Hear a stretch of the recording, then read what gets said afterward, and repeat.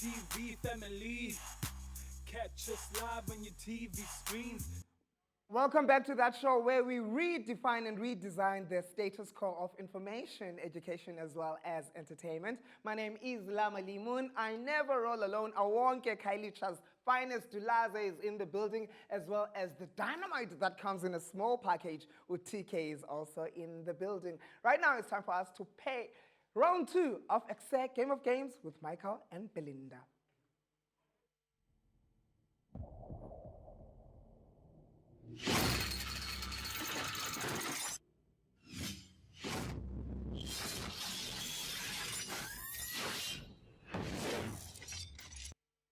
On my right-hand side is Belinda. On my left-hand side is Micheal. They're going to try to outdo each other.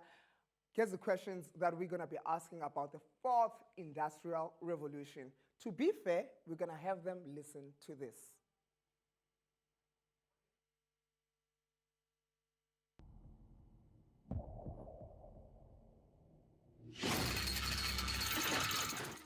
Consumers don't think how they feel. They don't say what they think, and they don't do what they say. Emotions drive.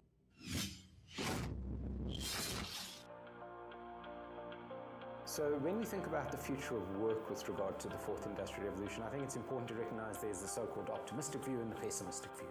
The pessimistic view holds that machines are simply better at doing many things than people and will therefore destroy a lot of work, that whole sectors are on the cusp of being eliminated and the jobs will go.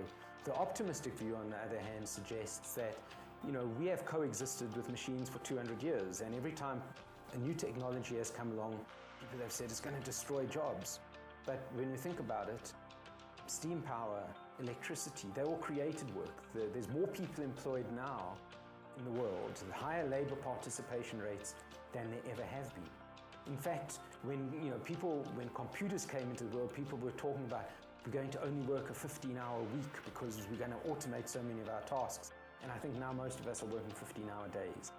There's a fairly significant part of the workforce that is vulnerable to significant change to the way they do work. 20% of jobs will be impacted and will need to adapt and change quite substantially. And it depends on our ability to transform existing skills, which are sort of more clerical and repetitive manual tasks, into jobs which are more professional, analytic, creative roles.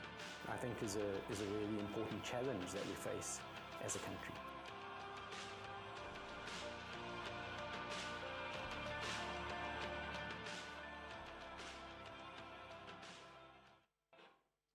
One thing I know for sure from today's installment of Game of Games, don't send Assessor to draw. Just send her to a sound booth so that she records Ingoma.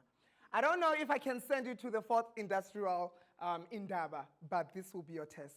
The fastest hand to grab the microphone gets to answer this question. What was invented during the 1st Industrial Revolution? Belinda. Steam engines? Steam power, I'll take that answer. 1 Belinda, 0 Micheal. Second question, what was invented in the 2nd Industrial Revolution? We are in the 4th. Oh, what a lonely microphone. What was invented in the 2nd Industrial Revolution? I'll guess. Sure. I'm going to say computers. That was the 3rd, hey? Computers need to be powered by what to work? Electricity. There, 2 Belinda, 0 Micheal. True or false, the 2nd Industrial Revolution changed the way we engage with the industry. Fastest hand on the microphone. True. 2-1. What does the 4th Industrial Revolution bring?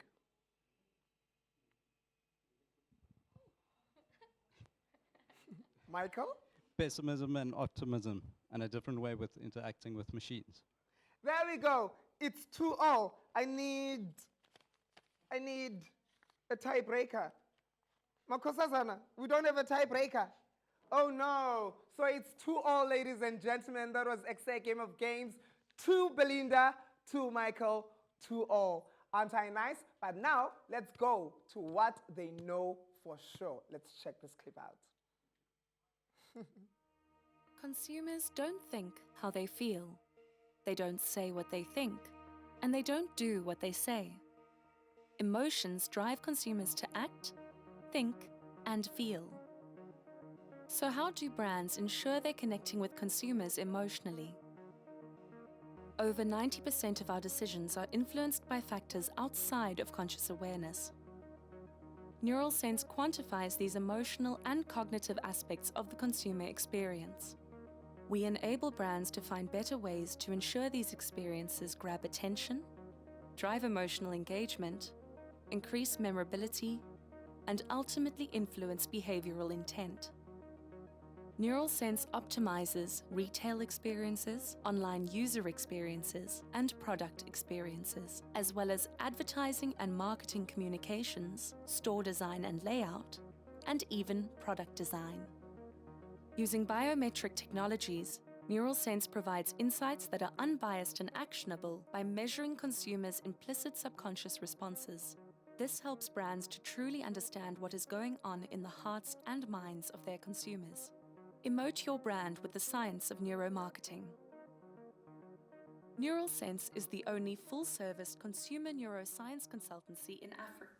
A lot of people here in studio were under the impression that for you to buy a product, we have to just like it and then you purchase it. Not knowing that a lot goes into it, as you guys have seen in the clip. Joining me now is the people behind that, the brains behind NeuroSense. Welcome to the show. Thanks very much for having us, Awonke. We're happy to be here. There was a very interesting clip for me because, like I said, a lot of people in the crew were thinking that you just maybe like this product and then you buy it because of that.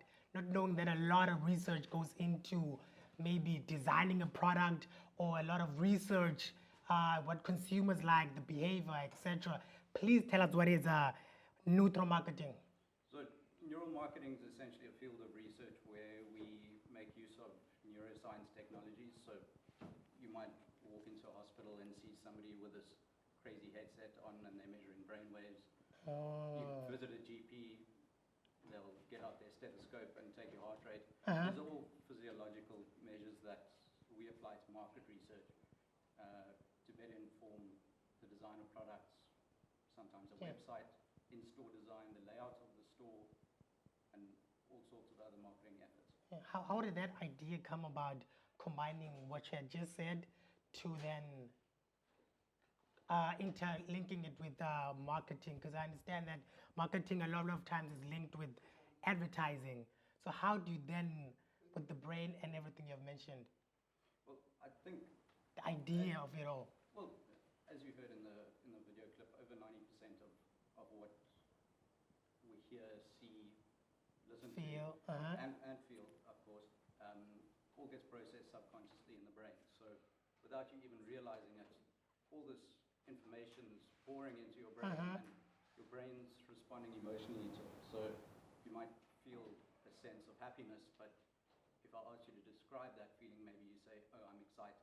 Okay. But all of that happiness happens behind the scenes before you're even aware of it. And really understanding how a consumer gets to the point of buying something like that, that's where you can really make a difference.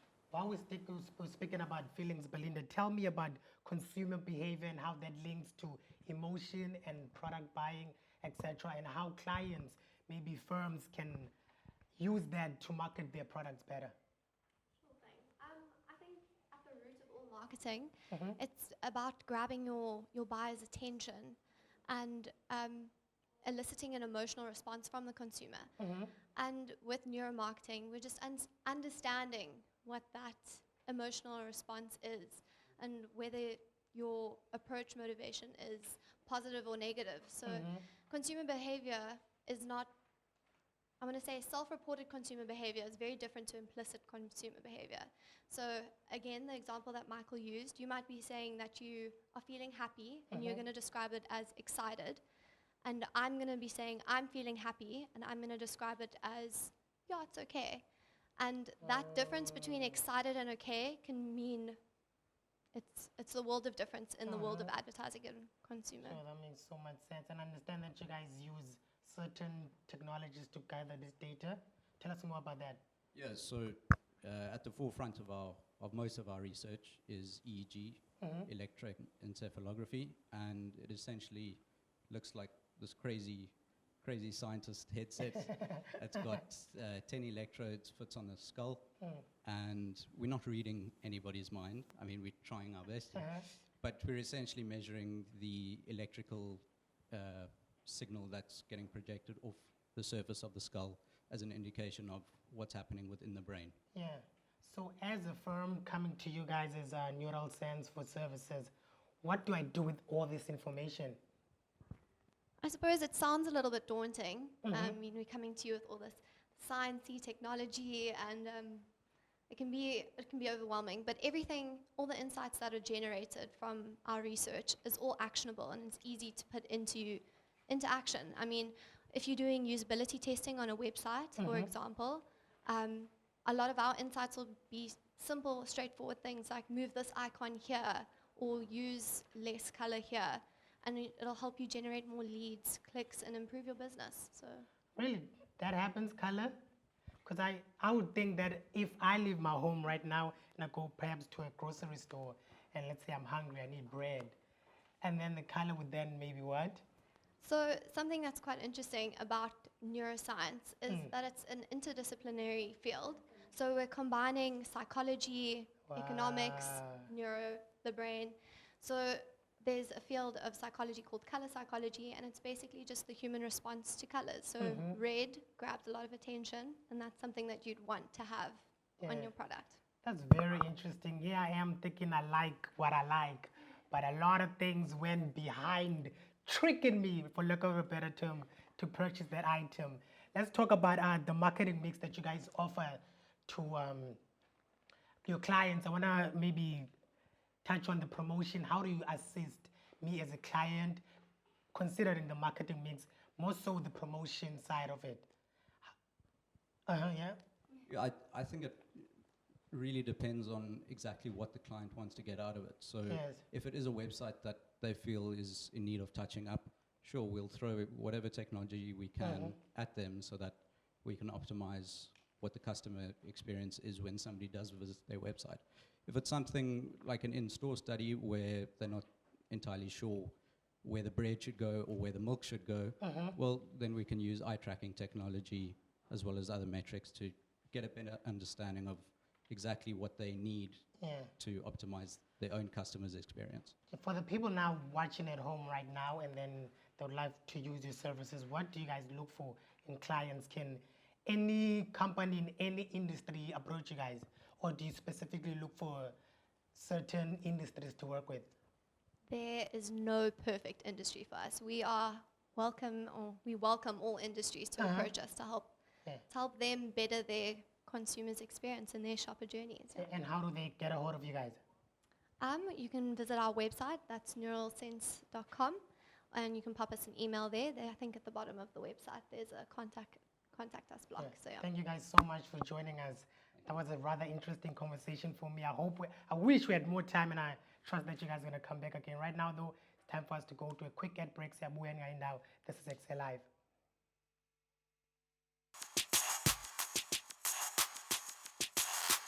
CTV family, catch us live on your TV screens.